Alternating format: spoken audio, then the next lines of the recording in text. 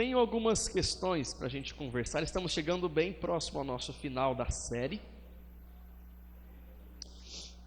Hoje eu falarei sobre ansiedade social.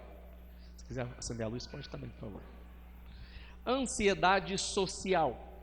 Algo que talvez para muitos pode ser um tema até desconhecido, mas que o tema não significa que ele não exista há muito tempo. É um pecado ou uma situação que muitas pessoas vivem há muito tempo.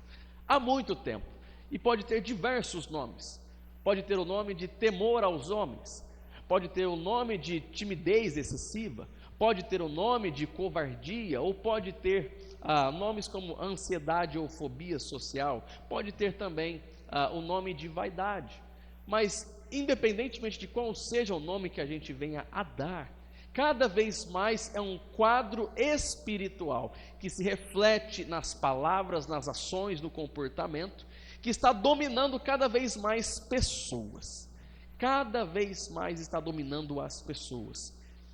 A pandemia serviu como um grande impulso para que pessoas tivessem ansiedade e fobia social. Por isso, nós precisamos conversar hoje o nosso último tema, e semana que vem vamos encerrar a nossa série. O nosso último tema, antes de entrarmos em alguns textos bíblicos, eu quero ser o mais breve aqui possível.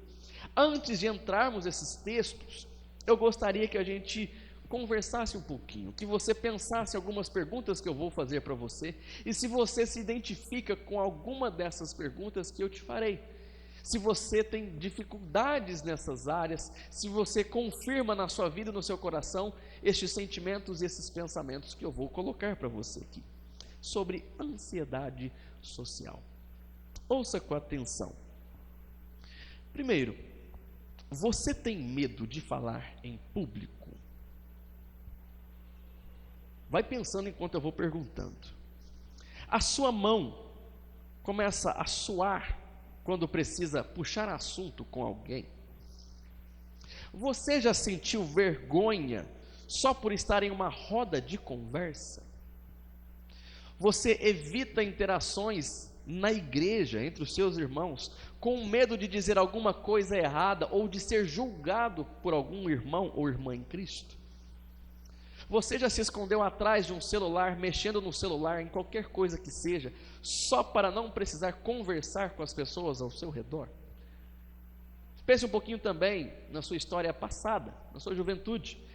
Quando você estava na escola, ou se você ainda está, né? Você já ficou aflito só de pensar que o professor poderia te chamar para ler em voz alta? Você sentia medo e vergonha disso? Você já ficou com o coração acelerado só de saber que teria que apresentar um trabalho na frente de toda a classe? Lembre-se da sua infância e da sua juventude. Hoje, pense no ambiente de trabalho. Você já sentiu alguma angústia só de ter que conversar ou ter um momento com o seu superior, com o seu gerente ou com o seu patrão? Tem muita gente que tem dificuldade com isso, de lidar com alguém que está acima, tem medo de conversar. Já pensou em desistir de um emprego porque não consegue se comunicar com as pessoas ou lidar bem com ambientes cheios de pessoas, cheios de gente? Você já perdeu oportunidades de emprego porque não conseguiu se expressar bem?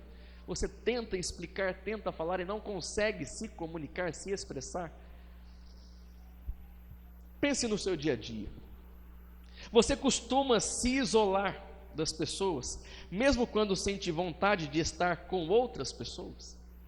A sua zona de conforto é a solitude, ficar sozinho? Você prefere ficar em casa sozinho em vez de aceitar um convite para sair com os amigos? Geralmente, quando a gente numa certa idade, agora falando aqui um parêntese, né? A gente agradece quando as pessoas desmarcam, né? Ai, que pena que não vai dar certo. A gente começa a ficar caseiro demais, né? Preguiçoso demais. Mas existem algumas motivações nisso, não são todos, mas de que na verdade a motivação é o medo de lidar com as pessoas. Você tem dificuldade de manter uma conversa simples ou desenvolver assuntos com as pessoas? Ou seja, depois de um oi, tudo bem, você não consegue desenvolver mais nada e fica ansioso, o que eu falo agora, o que eu faço? Suas amizades são poucas e muitas vezes distantes, porque você não consegue se abrir, e aí tem a ver também com se expressar. Você sente que todos ao seu redor estão à vontade, menos você? Você já deixou de ir a algum evento, culto ou reunião, porque não suportava a ideia de estar no meio de muita gente, possivelmente te olhando, te reparando? Você tem dificuldade em dizer não para as pessoas, para aquilo que elas pedem para você, favores e tudo mais? Você vive pensando naquilo que os outros pensam de você? Você fica imaginando o que os outros estão falando, imaginando, julgando? Você vive preferindo mensagens de texto, principalmente no WhatsApp, né? Mesmo quando seria mais fácil ligar ou mandar um áudio? Não é o meu caso, né? Vocês que sofrem com os meus áudios de 5, 10 minutos, né? Mas isso pode ser um padrão também. Preferir escrever textos. Olha que detalhe tão simples. Em vez de mandar um áudio ou ligar. Mas em último lugar, você já sentiu medo ou ansiedade só por ver o seu telefone tocar e não saber o que dizer? E aqui vai um detalhe. A grande maioria dos jovens até os 20 anos hoje, né, tem até 20 anos, cerca de 8 entre 10, se não me engano, não atendem celular. Mas os outros 2 desses 10 não atendem celular de maneira nenhuma, nunca. Porque quando começa a tocar o celular, eles não sabem o que fazer e começam a entrar em crise de ansiedade. A questão é que existem vários sintomas ou várias perspectivas sobre isso, mas nós estamos cada vez mais sendo dominados por isso, por uma ansiedade de se relacionar, um medo de relacionamento, medo de contato, medo das outras pessoas. E é por isso que nós precisamos então conversar rapidamente sobre a ansiedade social. Eu quero usar esse termo mais atual justamente para que a gente possa entender na perspectiva atual. Mas antes vamos definir então isso, a gente passar para alguns textos aqui que serão libertadores para nós. Primeiro, vamos definir. A ansiedade social é o medo intenso e constante de ser julgado, rejeitado ou humilhado. E este medo atua como um bloqueio em nossos relacionamentos. Então é um medo de ser julgado, rejeitado e humilhado diante das pessoas. E esse medo nos impede de nos relacionarmos, nos impede de termos paz, tranquilidade para ter simples contato com as pessoas. Essa seria então a ansiedade social na minha perspectiva, ainda aqui dentro da Bíblia. Mas vamos consultar 3 textos a respeito disso, de como não é algo novo, não é algo do nosso século, mas é um pecado que está no coração do ser humano e vem o dominando há muito tempo. Abra comigo em Mateus capítulo 24.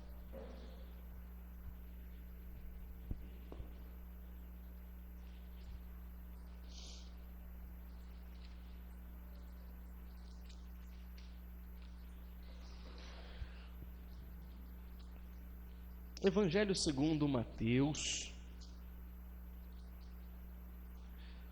capítulo 24.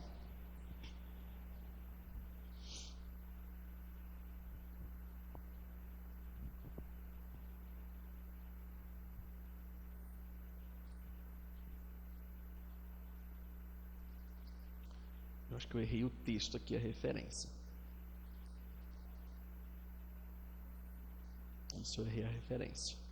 Bom, depois eu corrijo isso. Tá. Mas qual é o texto que eu estou procurando aqui?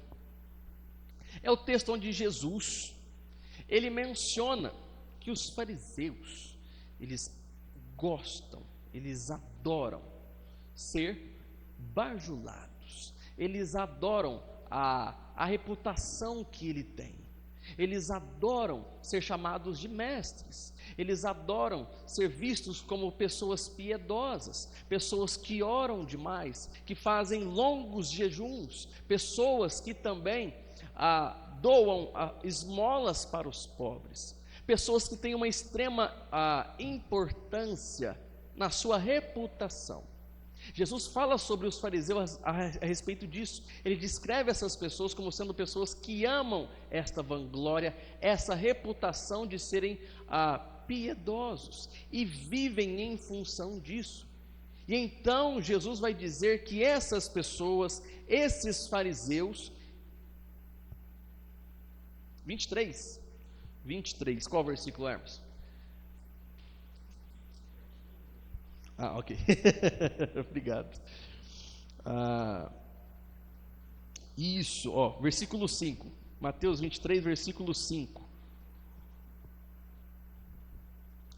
Veja o que diz: praticam todas as suas obras a fim de serem vistos pelos outros, pois alargam os seus filactérios e alongam as franjas de suas capas. O que acontece aqui? Os fariseus, eles tinham sinais. Eu vou dar um exemplo aqui. Eles tinham uma espécie, por exemplo, de terço, em que cada bolinha que eles tinham simbolizava o nível de piedade que eles tinham, o tamanho da oração que eles faziam. Então eles colocavam, entre aspas, terços enormes para mostrar que eles oravam muito diante das pessoas. Eles queriam ser bem vistos pelas pessoas. Mas segundo Mateus capítulo 6, onde Jesus ensina sobre a oração, Jesus diz o seguinte: se você vai orar, entra no teu aposento, no teu quarto escondido, e ali você faz a tua oração a Deus, não com a intenção de ser bem visto pelas pessoas. E aí Jesus diz o seguinte: porque estes homens que oram em público, querendo ser bem visto pelas pessoas, já receberam a sua recompensa. Ou seja, se eles querem ser amados pelas pessoas, é tudo isso que eles terão, mas é só isso que terão. Isso é importante para nós entendermos que a ansiedade social, ela é um fruto da vaidade. A ansiedade social começa na vaidade. Quando nós nos preocupamos com a nossa imagem, com a nossa aparência, não somente física, mas a nossa aparência como pessoa. Então, a nossa vaidade nos leva a termos ansiedade social, porque queremos ser perfeitos diante das pessoas, queremos ser aceitos e aprovados diante das pessoas, queremos que nos vejam como pessoas de bastante oração, de honestidade, de bondade, de amizade e tudo mais, e não queremos que vejam os nossos defeitos. É por isso que Jesus fala sobre eles, que eles eram como sepulcros ou túmulos recém-pintados com cal, reformados, porque por fora são extremamente belos, mas por dentro só há podridão de um corpo em decomposição. Então, a ansiedade social vem da nossa vaidade, da nossa preocupação com a nossa imagem diante dos outros. Mas em segundo lugar, vá comigo ao primeiro livro de Samuel, primeiro livro segundo Samuel, Antigo Testamento,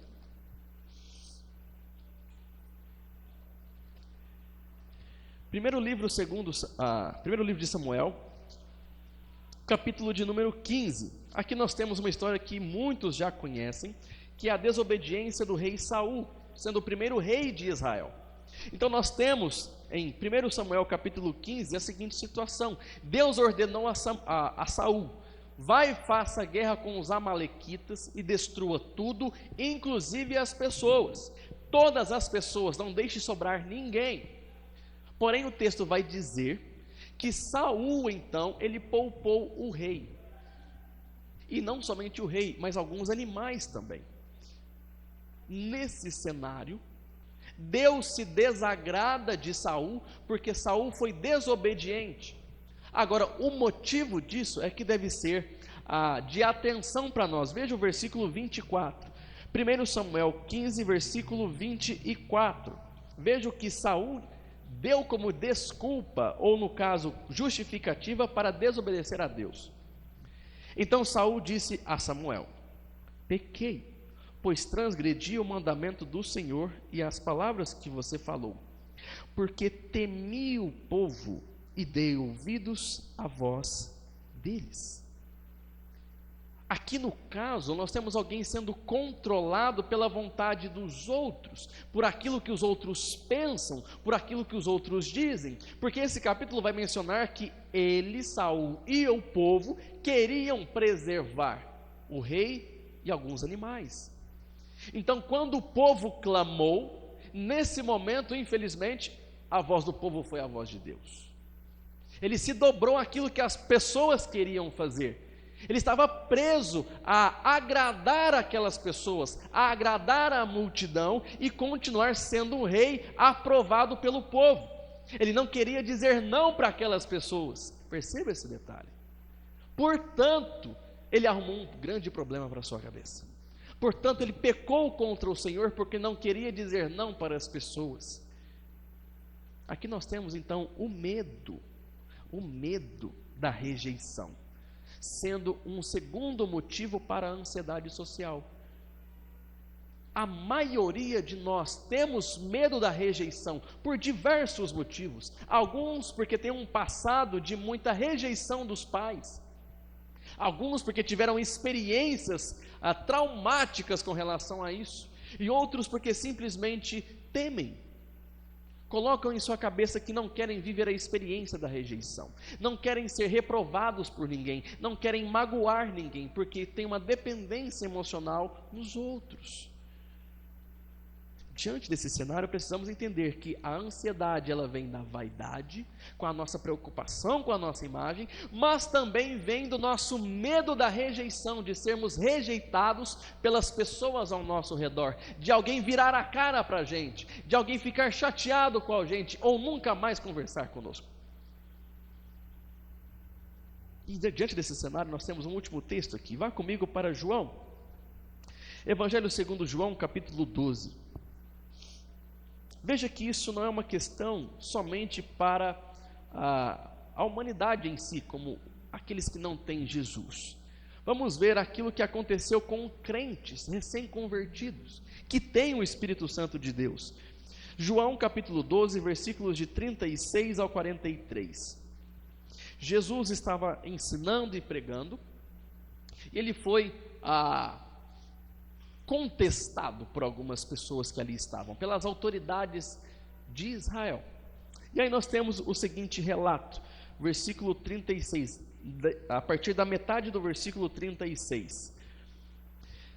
Depois de dizer isso, Jesus foi embora e ocultou-se deles. E embora tivesse feito tantos sinais na presença deles, não creram nele, para que se cumprisse a palavra do profeta Isaías, que diz: Senhor, quem creu em nossa pregação? E a quem foi revelado o braço do Senhor? Por isso, não podiam crer, porque Isaías disse ainda: cegou os olhos deles e endureceu-lhes o coração, para que não vejam com os olhos, nem entendam com o coração, e se convertam, e sejam por mim curados. Isaías disse isso porque viu a glória dele e falou a respeito dele. E aqui um detalhe, é a glória de Jesus. É um excelente texto para falarmos sobre a Trindade. Isaías, em Isaías capítulo 6, quando viu o Senhor assentado em um sublime e alto trono, agora está dizendo, dito por João, que ele viu Jesus. Ele viu Jesus assentado. Então isso é mais um texto que indiretamente nos mostra a Trindade em ação. Versículo 42, que é o que nos interessa mais aqui. No entanto, muito dentre as próprias autoridades creram em Jesus, mas por causa dos fariseus não o confessavam, para não serem expulsos da sinagoga, porque amaram mais a glória dos homens do que a glória de Deus. Estamos falando de cristãos, de crentes, de pessoas que têm o Espírito Santo, que haviam acabado de se converter, de receber a Jesus, mas essas mesmas pessoas estavam escravizadas à reputação que tinham com os fariseus, à aprovação das pessoas ao seu redor.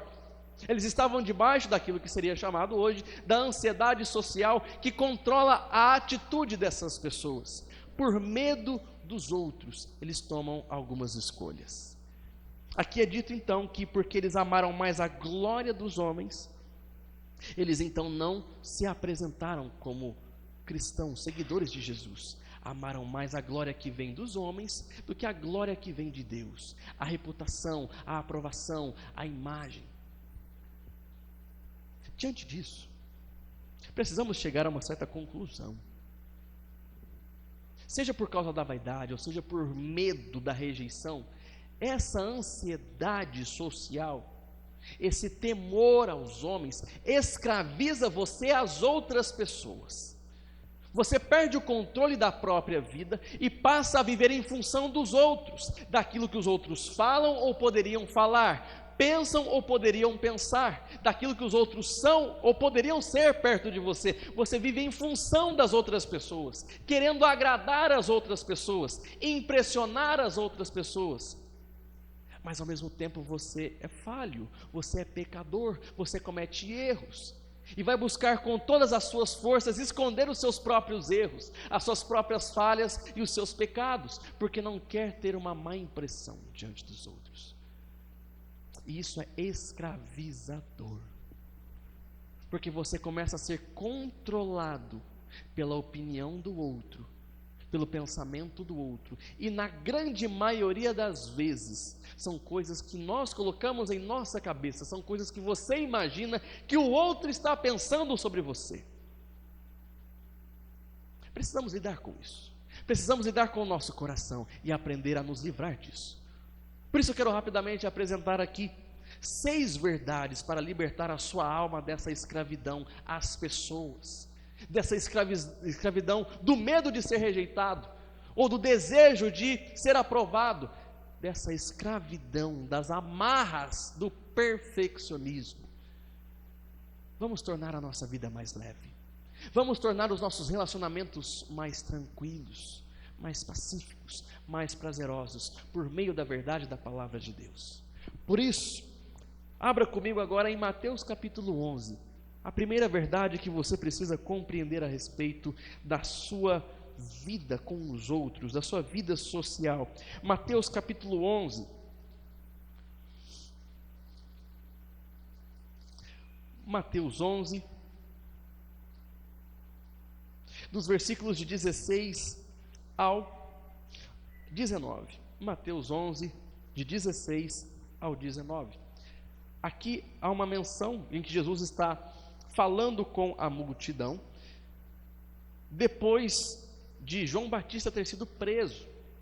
Então, as pessoas já conheciam João Batista, o ministério dele, e agora estavam conhecendo o ministério de Jesus. Mas muitas coisas negativas eram faladas, ditas a respeito de Jesus e também de João Batista. Então ele diz: mas a que compararei esta geração?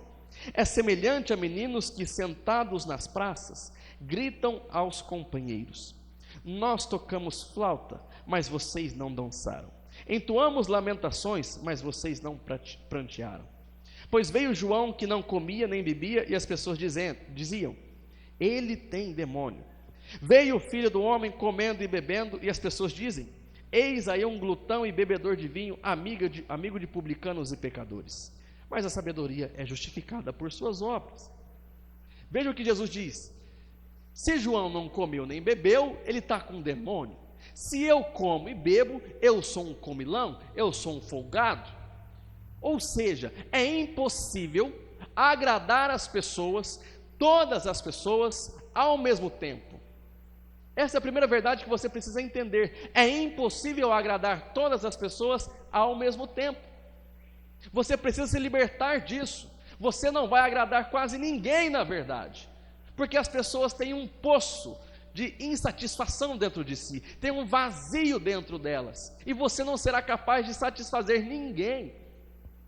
Você não será capaz de satisfazer o seu marido ou a sua esposa, o seu filho ou a sua mãe. Precisamos abandonar aquela ideia de que a gente se casa para fazer o outro feliz. Isso é uma ilusão que a gente cria. Não sendo depreciativo aqui, né? Mas mulheres, vocês sabem, né, que quando chega o período da TPM para vocês, vira uma bagunça a mente de vocês, a emoção de vocês. E aí você fala: eu quero ficar sozinha. Aí o seu marido ou seu namorado: então tudo bem, eu não vou ficar longe de você. O que você fala? Por que você me deixou? Eu não queria ficar sozinha, eu queria você perto de mim. Veja que, num momento só, pode ter duas atitudes, duas ações, dois pensamentos. Agora imagina você tentar agradar várias pessoas ao mesmo tempo. Isso é impossível. E Jesus nos deixa claro, é impossível agradar todas as pessoas ao mesmo tempo. Portanto, liberte-se disso. Liberte-se desta ilusão de que você pode estar de bem com todo mundo, de que você pode ser aprovado por todo mundo. Segunda verdade que você precisa compreender, vá comigo para Romanos capítulo 8. Romanos capítulo 8.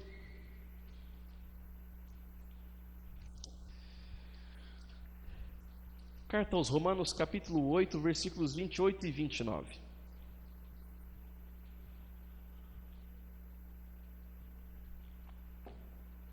Romanos 8, 28 e 29.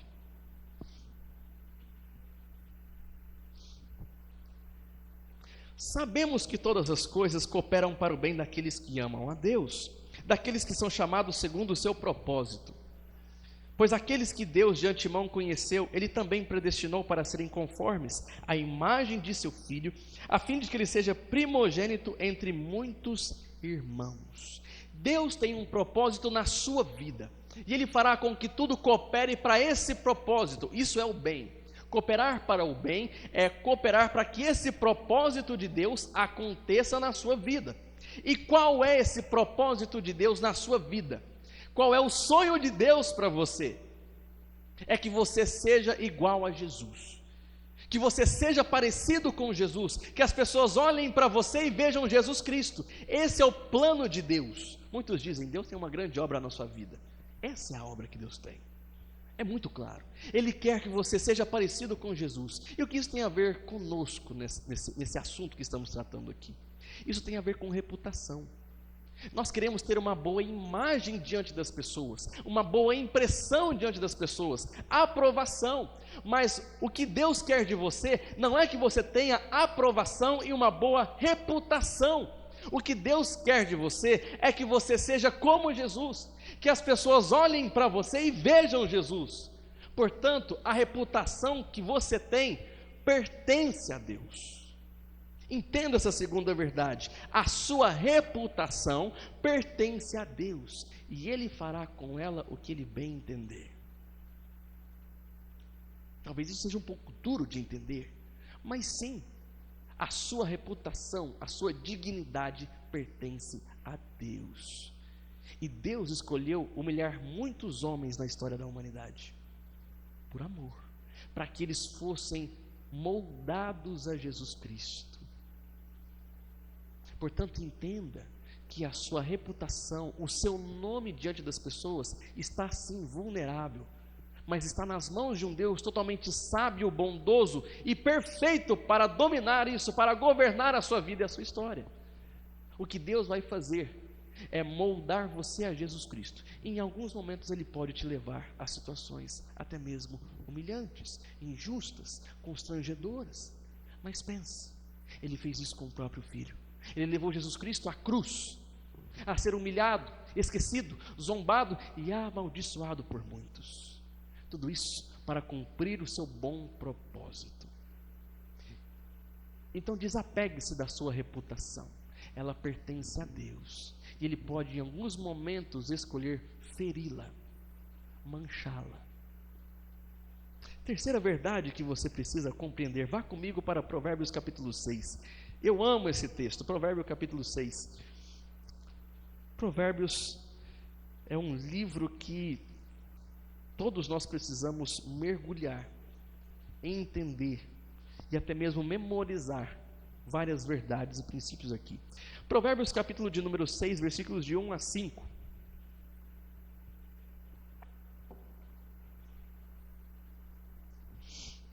Provérbios capítulo 6, versículos de 1 a 5.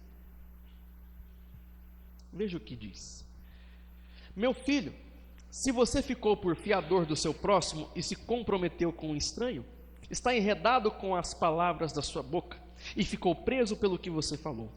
Agora, meu filho, faça o seguinte, para se livrar, pois você caiu nas mãos dessa pessoa. Vá e humilhe-se e importune seu próximo. Não se deite para dormir, nem dê descanso aos seus olhos. Livre-se como a gazela das mãos do caçador e como a ave das mãos do passarinheiro. Esse texto é muito rico, que nos ensina sabedoria financeira. Mas eu quero tomar emprestado esse contexto para que a gente aprenda mais uma coisa. Dizer não para as pessoas é libertador. Aprenda a dizer não para as pessoas. Todo mundo quer resolver o próprio problema, mas a maioria das pessoas querem transferir o problema para você. E assim como nesse caso, alguém tomou o dinheiro emprestado, e essa pessoa que está sendo aconselhada por Salomão foi fiador, emprestou um bem ou um dinheiro para o outro. Só que agora, aquilo que é o problema do outro se tornou seu. Você que emprestou o dinheiro, o outro já está bem resolvido. Agora o problema é todo seu. E agora você precisa correr atrás do prejuízo. Olha o que Salomão diz: agora você não tem mais descanso. Você precisa até perder noites de sono, talvez até perder uma amizade por causa de um sim que você disse. Portanto, entenda que você pode evitar muitos problemas ao dizer não. E que tipo de não? Precisamos ser específicos aqui. Gálatas capítulo 6 nos ensina que nós devemos levar os fardos uns dos outros, ou seja, devemos ajudar uns aos outros. Não é sobre isso que eu estou falando. Nós temos esse dever como igreja de Jesus, de ajudarmos uns aos outros. Mas aqui o conselho é: não assuma o problema dos outros para você. É totalmente diferente. Onde o outro sai livre e em paz, e agora o problema é todo seu. E agora a dívida é toda sua. Agora a dor de cabeça é somente sua, enquanto o outro está bem, dormindo em paz e tranquilo. Portanto, aprenda isso, essa verdade. Dizer não é libertador. Libertador. Quarta verdade, vá comigo para 2 Coríntios capítulo 12. Segunda carta aos Coríntios capítulo 12. Novo Testamento, logo após a carta aos Romanos, temos a primeira carta aos Coríntios e a segunda carta aos Coríntios. 2 aos Coríntios capítulo 12, versículos de 9 a 10.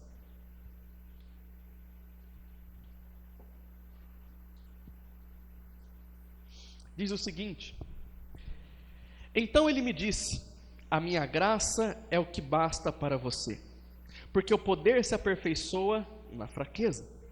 De boa vontade, pois, me gloriarei nas fraquezas, para que sobre mim repouse o poder de Cristo.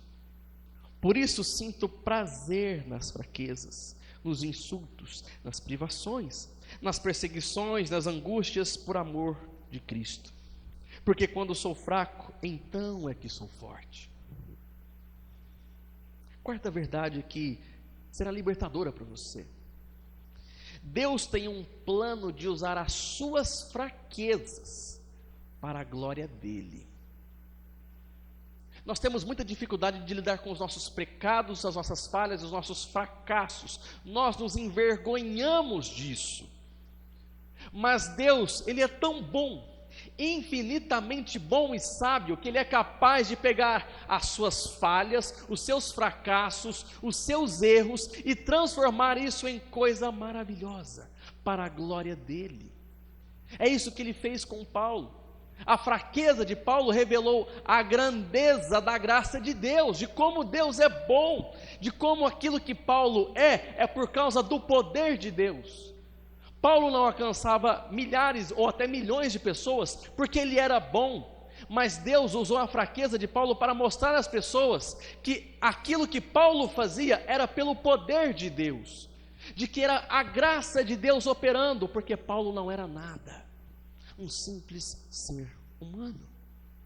Portanto, aquilo que você se envergonha muitas vezes, Deus usa isso para inclusive encorajar outras pessoas, levar outras pessoas a perceber que Deus pode mudar a vida delas também, que Deus pode aceitá-las como aceitou você, que Deus pode acolher elas como acolheu você, de que Deus tem misericórdia de você e pode ter delas também.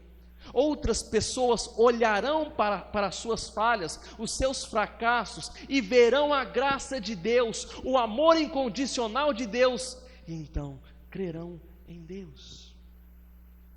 Sim, as suas fraquezas têm lugar no plano de Deus, e Deus usa elas. os seus erros, os seus fracassos e as suas falhas. Nós devemos buscar a perfeição, a santificação, mas não devemos ter medo de mostrar fraquezas, mostrar que somos pecadores, mesmo não amando isso, mesmo odiando até a roupa do pecado, como diz Judas, mas ainda assim não podemos ter medo de mostrar que estamos em um processo onde a graça de Deus opera. Não tenha medo de abrir a sua vida, o seu coração e ser exemplo da misericórdia de Deus.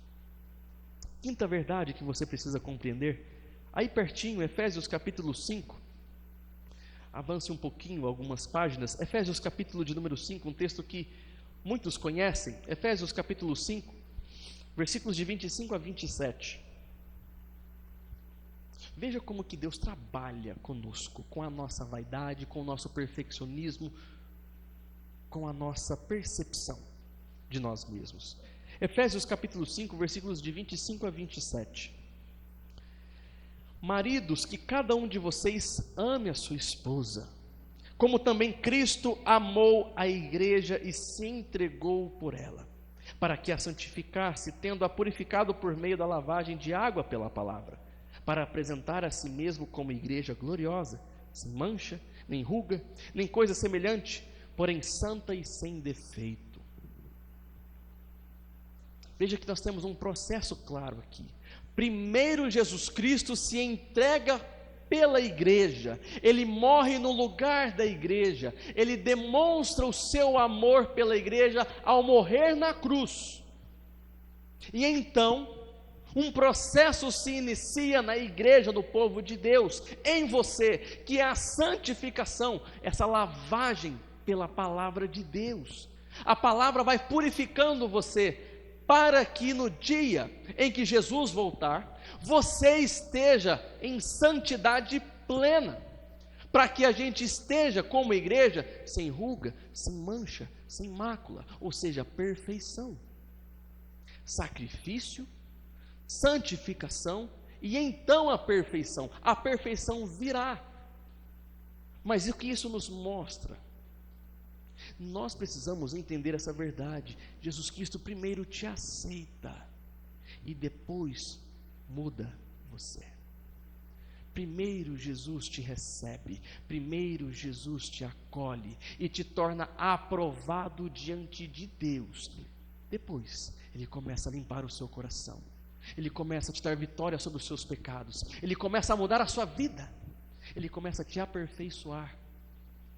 O problema é que nós queremos ser primeiro aceitáveis, queremos ser primeiro aprovados, para então irmos à presença de Jesus. Não é essa a cultura que existe sobre o batismo, de que primeiro você precisa mudar toda a sua vida, para então ser batizado. Mas o Evangelho nos diz que na verdade é quando recebemos a Jesus e somos batizados, que somos transformados, que somos totalmente mudados. É em Jesus que nós encontramos a força para sermos diferentes e encararmos os nossos fracassos, encararmos os nossos pecados e lidar com eles pela graça de Deus. Portanto, você não precisa merecer a aprovação de Jesus. É o contrário, primeiro Ele te acolhe, Ele te aceita, Ele te recebe, e então Ele mesmo muda você, Ele mesmo cura você, Ele mesmo limpa você, para te aperfeiçoar. Primeiro você é aceito, depois você é aperfeiçoado. Mas última verdade que precisamos entender, Mateus capítulo 5, nosso penúltimo texto aqui, Mateus capítulo de número 5, versículos 11 e 12, Evangelho segundo Mateus, capítulo 5, versículos 11 e 12, aqui temos o sermão do monte, as bem-aventuranças. Provavelmente você deve estar na sua cabeça agora com a imagem do The Chosen, onde Jesus estava preparando o sermão por vários dias, chamou a multidão, marcou o evento e pregou a muitos, né? Mateus capítulo 5, versículos 11 e 12, veja o que Jesus diz: Bem-aventurados são vocês quando por minha causa o insultarem e perseguirem, e mentindo disserem todo mal contra vocês. Alegrem-se e exultem, porque é grande a sua recompensa nos céus, pois assim perseguiram os profetas que viveram antes de você. A última verdade que eu quero que você entenda, e assim se libertar do perfeccionismo, do medo da rejeição, da necessidade de aprovação das pessoas, é de que por causa do nome de Jesus, aqui você será rejeitado por uma vida. Por causa do nome de Jesus, aqui você será rejeitado por uma vida. Mas por causa do mesmo nome de Jesus, você será honrado e recompensado por toda uma eternidade. Essa vida é uma vida de rejeição. Se você é um cristão, você será rejeitado. Você não poderá impedir isso. Isso talvez seja aquilo que mais fere o nosso ego, a nossa imagem. Como Jesus diz, quando disserem todo o mal contra vocês, quando disserem tudo a respeito de vocês, nessa vida seremos odiados e rejeitados. Mas entenda, por causa do mesmo nome de Jesus, seremos honrados e glorificados por toda uma eternidade. O que é que pesa mais para você? Essa vida ou a eternidade? Como diz o apóstolo Paulo, essa vida logo passará, com seus sofrimentos leves e momentâneos. Mas a glória que há de ser revelada em nós, haverá uma glória em nós. Você será como Jesus. A glória que aguarda você, ninguém pode descrever ou medir. A grandeza que nos espera, ninguém pode compreender nessa vida. Por que ficar tão apegados então à glória que os homens podem nos dar? A glória, a aprovação, a aceitação que as pessoas podem nos dar, se já somos aceitos e já temos a promessa de uma recompensa eterna, de sermos para sempre como Jesus, de termos o corpo de Jesus, a mente de Jesus, a santidade de Jesus, de sermos participantes da natureza divina. O que Deus preparou para você, ninguém pode descrever. A pessoa que você será pela eternidade, ninguém pode compreender. É isso que João diz. A nossa vida está escondida com Jesus Cristo. Quando Ele se manifestar, nós seremos manifestados junto com Ele. Quem nós somos será revelado quando Jesus voltar. A nossa grandeza está em Jesus. Você não precisa procurar algo que você já tem. Grandeza através de Jesus. Por isso eu quero que você entenda o que é preciso fazer. Vá comigo para Romanos capítulo 5, nosso último texto, assim eu encerro. Romanos capítulo de número 5.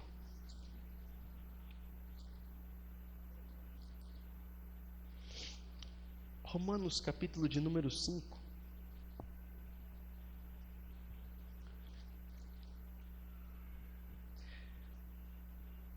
Se o que nos motiva a vivermos escravos das pessoas é buscarmos aprovação e aceitação, o que é que nos liberta? É encontrarmos isso no amor de Deus. Veja o que diz Romanos capítulo 5, versículo 8. Mas Deus prova o seu próprio amor para conosco pelo fato de Cristo ter morrido por nós quando ainda éramos pecadores. Mais uma vez. Mas Deus prova o seu próprio amor para conosco pelo fato de Cristo ter morrido por nós quando ainda éramos pecadores. Muitos hoje vivem em função dos outros, porque tem medo da rejeição, tem medo do abandono, tem medo do esquecimento, daquilo que os outros podem fazer, daquilo que os outros podem dizer, e vivem reféns, porque a qualquer momento podem perder a admiração, a amizade, a aprovação. O problema é que nós estamos olhando para o lugar errado. Nós queremos colocar uma imagem, uma capa diante das pessoas para que elas nos aprovem, para que elas nos amem. O que você quer é ser amado, é ser aceito, é encontrar-se em segurança em alguém que te aceite. E a verdade libertadora do Evangelho é que Jesus, Ele não se baseia na sua capa, Ele não se baseia na sua aparência, Ele não se baseia nas suas palavras polidas. Jesus sabe tudo sobre você. Jesus conhece toda a sua história, conhece todos os seus pecados, todos os seus fracassos, todos os seus pensamentos. Ele sabe a podridão do seu coração, Ele sabe aquilo que domina a sua mente, cada um desses pensamentos que te assombram. Ele sabe de tudo sobre você. Ele está te vendo nesse momento e está dentro de você e muito bem conhece você. Ele sabe de tudo aquilo que você acha feio, horrível dentro de você. Ele sabe da vida que você esconde. E mesmo assim, morreu por você. Mesmo assim, Ele morreu por você, sabendo exatamente quem você é. Um traidor, egoísta, ciumento, idólatra, cheio de cobiça, invejas e ciúmes, cheio de pecado. Ele assim escolheu morrer por você na cruz. Portanto, se Deus, se Jesus Cristo te amou no seu pior, Ele não vai te rejeitar nunca mais. Ele morreu por você no seu pior, para te aceitar, para te acolher, para te amar. Portanto, é nesse amor que é derramado em nosso coração que nós encontramos paz, sossego e satisfação. Entenda, somente quando você compreender a grandeza do amor de Deus por você, você estará em paz nos seus relacionamentos. Como diz o apóstolo João, o perfeito amor lança fora o medo. Você é aceito, você é aprovado, você é desejado, você é querido. E Deus provou isso enviando Jesus para morrer no seu lugar. Portanto, você não precisa ter medo de ser rejeitado, de ser reprovado, de ser abandonado ou esquecido por Deus. O amor de Deus é suficiente. O amor de Deus te acolhe. O amor de Deus te transforma e te dá a segurança que você precisa para viver em paz diante dos outros, para viver livre do medo de errar, de fracassar, de ser julgado, de ser rejeitado ou de ser odiado. Se você já é aceito por Deus, não precisa se preocupar com mais nada e com mais ninguém. Só o amor de Deus importa. Descanse no amor de Deus. Encontre segurança no amor de Deus e seja livre. Vamos orar. Deus maravilhoso, o Senhor é o nosso resgatador e libertador. Muitas vezes vivemos presos às situações, a ilusões e às pessoas, porque amamos aquilo que os outros podem nos dar, nos oferecer ou dizer. Mas a verdade é que vivemos escravos, ansiosos, com medo, frustrados, decepcionados, procurando alguém que nos ame verdadeiramente e de maneira incondicional. Esse amor só existe no Senhor.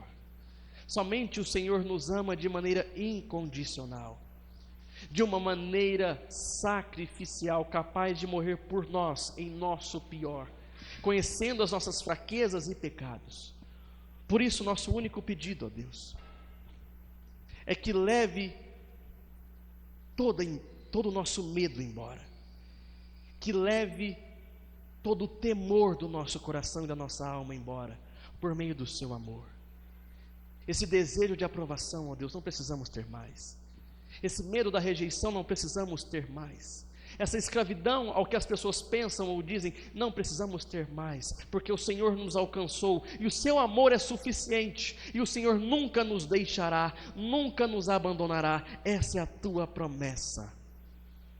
Portanto, Deus amado, nos liberta desses pensamentos tão escravizadores, nos liberta de comportamentos e decisões tão limitantes, tão decepcionantes.